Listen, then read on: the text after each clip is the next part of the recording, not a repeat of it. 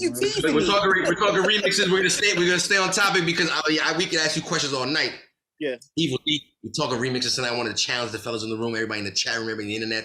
Let's go ahead and talk about it. I want to ask everybody what was the best remix single off of each project. I decided to put up I Got You Open remix up against that Recognize remix, and I got my reasons. But let's go ahead and start out. Believe me, Evil D, they love to hate on me in here. Evil D, they love to hate on me. Wait, Recognize remix. That was wait, I'm trying to think. Did we do that? I don't think Beat Miners did that. Yeah. Wait. I mean, if you have a suggestion for another remix that we want to throw up, so I basically I'm gonna go with I Got You Open for the Enter the Stage. Is there another remix you suggest for the Shining? No, I'm trying to think. Like, I'm trying to think how the Recognize remix went. It had the George Benson. No, not George Benson. Just play that first. Just play it. Well, you say you ruining my setup. I had it different. Here we go. The Recognize remix featuring DJ. Well, maybe featuring DJ according to that. Let's find out, Evil D. Nope. We didn't do that. Okay. We didn't do that. Respectfully, it's not about the Beat Miners at the moment. No. I'm just saying. We did that, but I mean, that is not George Benson. That is Bill Withers. That's Bill Withers. That's why you threw me off because you said George Benson. I was like, no, but I am semi high at the moment, and respectfully, I don't know what I'm talking about. I'm just excited. I'll tell you like this. Around that time, like with the Shining, Steel was coming into his own. Wait, Steel too? So Steel started doing production on some of their stuff. Oh, is this the Steel remix? Yeah, that's Steel. Oh wow. Oh wait, so when we were talking earlier about the In Vogue droid, that's him as well? Yeah. Oh, he got busy. Okay. Yeah, like I would have like just the two of us. I would have never sampled that. Yeah, makes sense. I think if you listen to if you listen to how it sounds, the records sound light. The drums are light. Even in the volume, I was like, I had to turn this up. Like I had to turn it up. Yeah, there's no heaviness about that record. It's interesting. That's how you know it's not a Beat Miners record. The Steel and the production. Let me give you guys a little more sample of that again. The remix for Recognize off that The Shining. Fly video though, for no bottom. Just saying.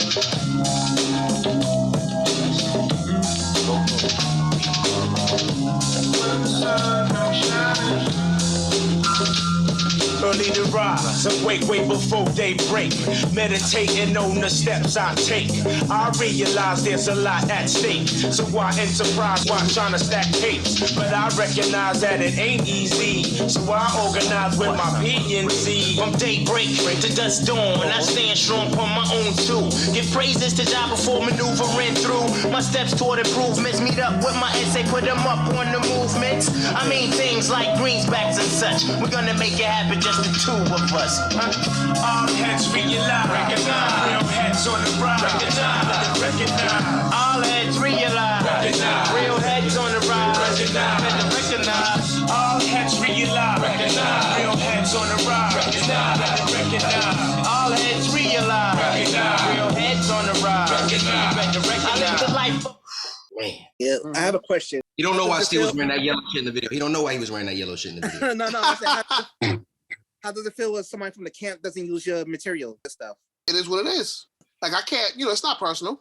I can't, like, I'm not gonna sit here and be like, yo, no, I hate you. Use this. It is what it is. Like, yo, that's life. And believe me, you get plenty of work out there. I just want to shout out something before we move on to the Challenger record of this particular round. I used to listen to Beat Miners Monday nights on HOT97. My flavor mix. Yeah. No, but I also remember specifically, bro, you used to bring in a third turntable like once every month. Yeah. Or like. Yeah, I used to get in trouble every month. Bringing in a third turntable?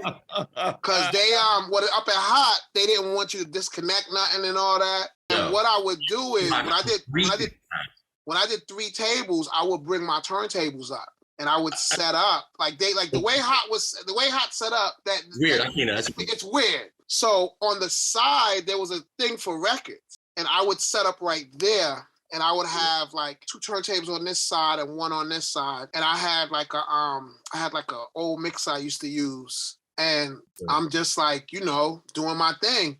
And I used to always get in trouble because they'd be like, "Yo, I know you disconnected something up there."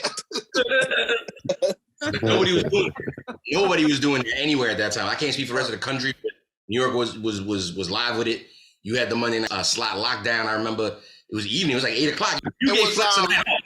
It was 10 to midnight. 10 to midnight. I was like, you used to give Flex a night off because that dude was like on every day. Because that's what it was.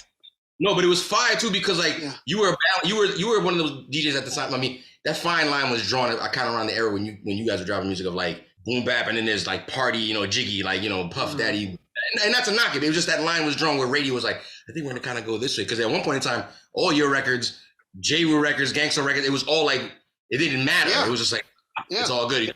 You managed to find that balance at a time when that was happening. That line was being divided. You would balance both. You would play, let's just call it like rotation records, and then do crazy shit like with anything that concerns 3 turntables at that point. You know what kind of music you're playing. So it's like my whole thing was we like with Hot 97, like when you do commercial radio, you have rules, and they'll go, okay, you need to play. They was like, you got to play 50% familiar stuff, this is about familiar artists, and 50% of your show you could do whatever you want. Now, I started off doing Friday nights up at Hot 97. I used to do Friday nights 6 to 8. And now that was Friday nights was the Friday night traffic jam when I started. I remember that. Okay. And what happened was, the problem was DJ Evil D.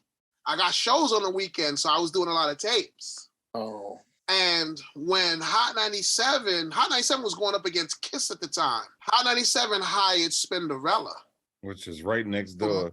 For Monday. Oh, this was before it was next door. This is when when we was on Broadway. Down the street. Yeah, down the street. So it's like they hired Spinderella. And Spinderella was on Monday nights, 10 to midnight. Yeah. And when they hired Spinderella, they realized she was going up against Enough. And Enough was murdering her in the ratings. So Flex and Steve Smith, God rest his dead, came to me and said, yo, can you do Monday nights instead of Friday nights? I was like, yo, what's in it for me? And Flex was like, yo, I'll make sure you have the freedom to do whatever you want to do. Oh, you did though, man. And I was like, you serious? He's like, yo, if you want to yell, he said, if you want to yell for those 2 hours, you could yell. He was like, because we need Evil D at the station. We don't need a regular DJ. We need someone who's going to think how you think.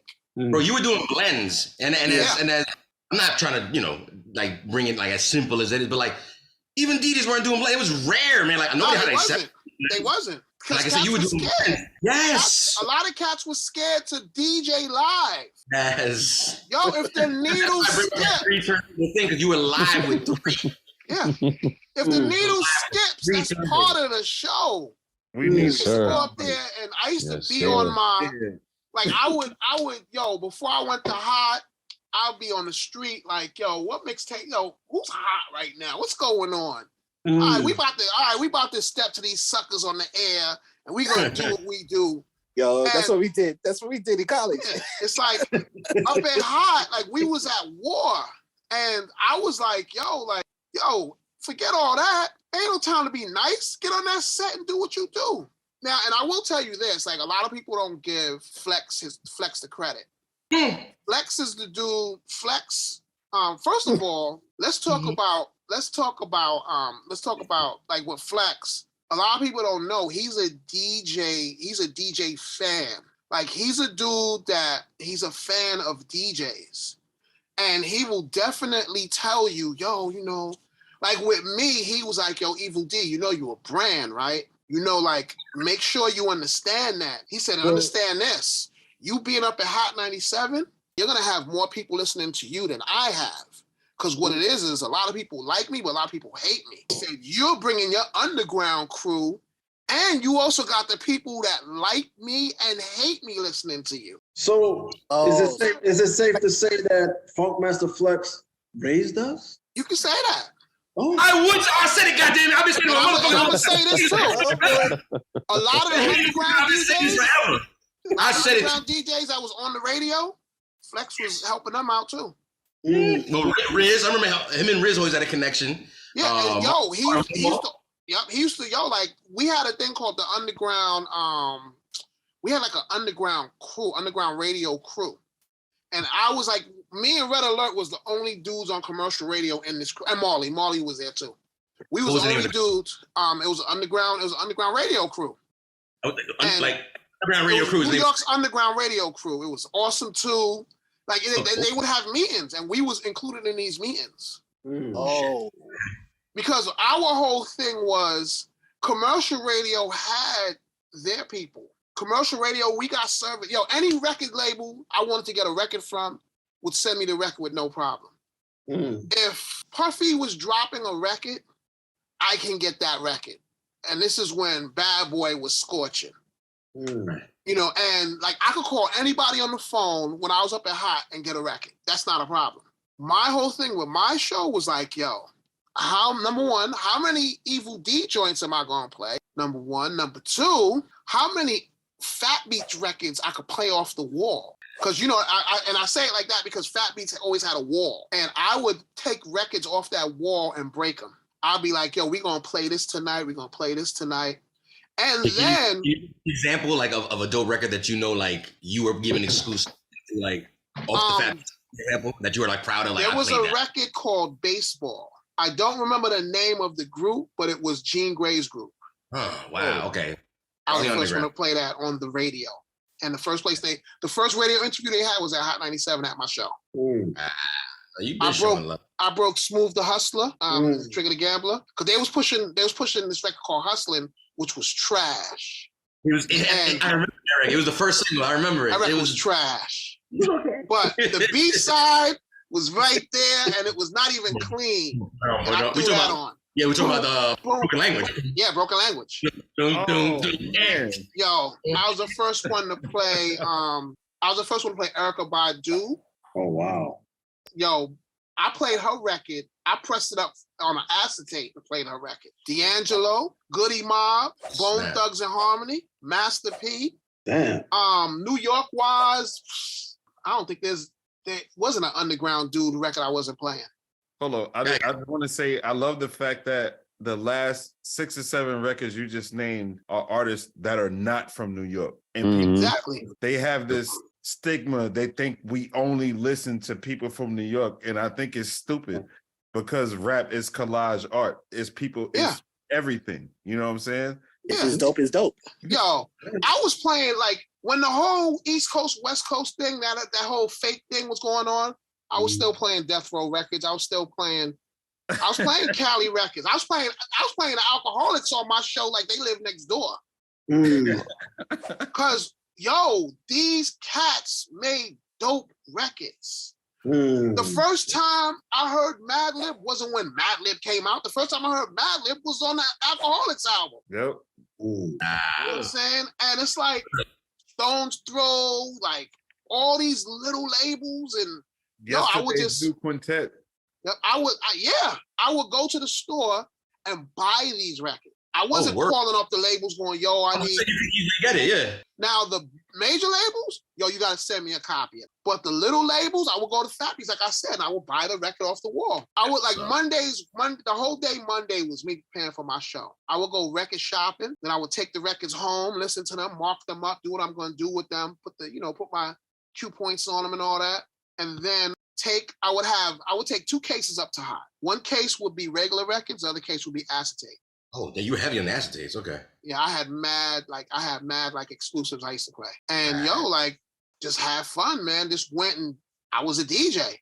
Then when I would do the 3 turntable joints, it would be no acetates. I would just take regular records with me. And that's when I would take like 4 cases sometimes, 5 cases, because I didn't know what direction I was gonna go in. Damn, yo, shout out to everybody in the chat. Everybody's shouting you out, by the way. Shout out DJ Alex, Third Ass, Fritz, Mr. September, Malcontent. Everybody's excited. You even like giving us these many gems.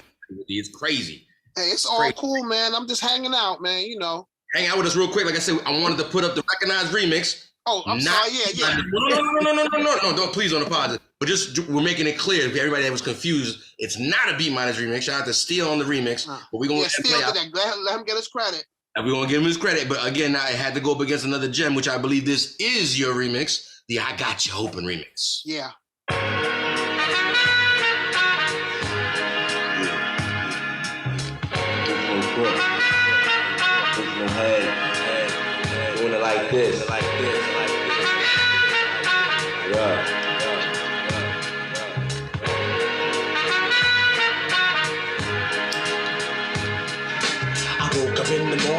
train. I saw my man, he had an L in his hand. Hide it from the beast, at least I catch a buzz before I hit my block. I take and make a hit from on the good ship. Lollipop, move the hop, so I can put the hip in the grip. Everybody's lips, so I can take a trip to the dip, dig the deeper hole. Microphone control with soul. Look at my hot eyes and tell me how could you be cold? I'm coming to you from the underground with thunder sound. Number one question, yo, how can I be down? Well, I tell you, bring your lighter and roll your finger back up on your lighter so you see the fire finger. Go from left to right, then front to back. Herbal, verbal, let us give the mic contact. React whenever I keep the head scoping. Don't front, you know I got you open. Don't front, you know I got you open. It's the original SMIF, original crooks. Don't front, you know I got you open. Check my dialect from my diaphragm, my man. Don't front, you know I got you open. It's the original SMIF in the original crooks. Don't front, you know I got you open. Check the dialect from my diaphragm, my man. Me and my crew walk the streets at night like looking for the right one, baby. I had to get a little bit of the second verse. The beat Yes, the beat changed. thank you. No, they ain't on me. When that shit happens by accident. No, you had to. They get all over me. Pause. They like, why you doing? You cheating? But if you didn't let that run, I would have yelled at you. If you didn't let that run, I would have yelled at you. Yo, I know my You have to. You have to. You have to. You It's a have dope. to. So you're telling me that was all chopped up by you? Mhm. Wow, that's insane. That's dope. chopped That's up. fine. Like I sat down, I did that whole game as the wall, mixed it. How long did it take? To do that, it took maybe 2 hours, 2-3 hours to chop it up and everything, because it's different chops, and it's like we didn't have the technology we had today, so I had to sit there and Right. chop this, chop that, so that it could come together and sound seamless. Cool. Got it. You know, and then like listening to Barry White record 8 million times and find an open snare Yeah. and an open kick, but couldn't find an open hi-hat. So Hey, you know what I'm saying? listen, you heard it from the man himself. So now you know you got some extra information about his particular involvement in this remix going on tonight. We're talking the best remix off of both albums. If you're tuning in this now, we're talking about the SHININ versus Enter the Stage. We got the man DJ Evil D himself in the building. Everybody, let's talk about it. I Got You Open remix versus Recognize remix. Who do you got? Chat room, let me know. Of course, you got you open. Yeah. That video Quick made fact. me want to wear a hockey jersey. I wasn't even into hockey. That's a very good point. Yo. Very good point.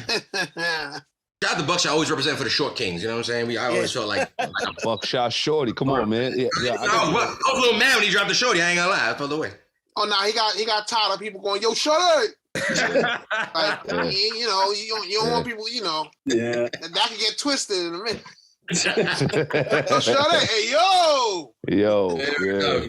go. Good point. Point well taken. Triple C, again, never scared to put his vote down quick, fast, triple fast. Is anybody else in the room want to place a vote down for I Got You Open remix? I got your open remix right here. I got you as well too. Reed, speak on. What's going on? What made you pick this? Is it the video like triple? I didn't really, to be honest with you, I didn't really like the steel joint. It was okay, but the energy of it was like it didn't have enough energy for it. I still think it was the yellow. I think it was the yellow scuba diving gear. I still think you feel it. Nah, it made me sad. Don't wonder what's up with that. It made me Yeah, sad. it had it's more. Oh. It wasn't like uplift. It was uplifting, but a sad uplifting song. It was what Steele wanted to do. You know what I'm saying? And I like I give him credit. I like it. I like it. No, I didn't like it at first because I didn't understand it. But once I started hearing it and once I started seeing how everything was going on, I started really liking the record. I think the visuals matched it because again, this is one of the few times. I'm not gonna say they were sitting there smiling in the videos, but like it was a lighter side, if you will, to sort of Smith and Wesson. Yeah. And it was they were showing we could have fun. That's what I got from that video. Yeah. Kind of like fun. No, that's kind of what it was. Like CHEK and Steele, like although they're the same person, they're totally different people. Right. And like, you know, those two dudes, like, you know, I love, those are my brothers. I love them. You know what I'm saying? And they go through their vibes. You know what I'm saying? And as a fan, all we got to do is sit back and respect it. You know what I'm saying? You know, if it's dope, it's dope. Or when you're in the studio with them, like, does it take a long time for them to get their stuff together, or they fighting amongst each other, or? Nah, we just did a song. You know what? I can say it because I put it on IG. I didn't put the song on IG, but we're doing a new Beat Miners album. Oh snap! And we have a song It's Like Smith and B Wesson. minors, like the whole B minors, or is it Just me and Walt. Well, me and Walt are the only beat minors, so. Yeah. I had so many questions about that, but fair enough. You were Mr. Walt, the original B minors, new project. We got a beat minor original project coming out. And we did a song with Smith and Wesson and KRS-One. That KRS is like still active as hell. Yeah, still sharp. KRS is we always like KRS is a dude that we always like. That's my brother. That verses drop, like we needed that. Like it just made everybody be like, yeah. Well, he wants to battle for real. Like, no, but see, he takes KRS takes everything serious. Yeah. It's kind of like how I look at DJing. People think I look at DJing too serious because I'm the type of dude. If I'm doing a party with you, I'm researching you. I'm watching you. I'm watching your videos. I'm trying to feel out how you rocking the crowd, what flavor you coming with. Because when I come in there, I'm coming in there to destroy everything. We all, I have love for y'all. Y'all my peoples. Yeah. But when you get on that set, it ain't about friendships. It ain't about nothing. It's about that thing. Yeah, and you John Wick people. I'm going in there to destroy everything, and then I'm out. And the same attitude an MC has, right? Same attitude. But I think I got that from being with my crew, being with Boot Camp. You Brooklyn guys. That's how they are. It's you Brooklyn guys, man. Like, my crew will sit there and we gotta do we gotta rhyme on such and such, and they will get fresh rhymes ready. They will write rhymes for that. Consistently for years. Even with that being said, I'm assuming, right, that you sort of earlier in the round that we talked a little earlier, you're gonna go with your own record for this, and I assume we're going with the RECKONIZE remix, right? Like I said, I love my brothers. I love Smith and Wesson, but I'm going definitely with the I Got You Open remix. Oh snap! Only because we got to wrap it up, and I love shitting on everybody else besides DJ ABLD. Your votes don't matter. Everybody don't wave the side of the room one time. You got to sit back. You're not trying to get picked on in the classroom, and this is what happens. Your votes don't mean shit. This is what it means. So moving on, wrapping up round number 3, best first remix single off these 2 legendary classic projects. Entered the stage in the shine, and we decided to put I Got You Open remix, produced by the B Miners, up against RECKONIZE remix, produced by Steele of Smith and Wesson. It was one-sided, ladies and gentlemen, at least for the way I look at it at this point, because the other guys' votes don't matter at the moment. Completely one-sided. I Got You Open remix, putting Black Moon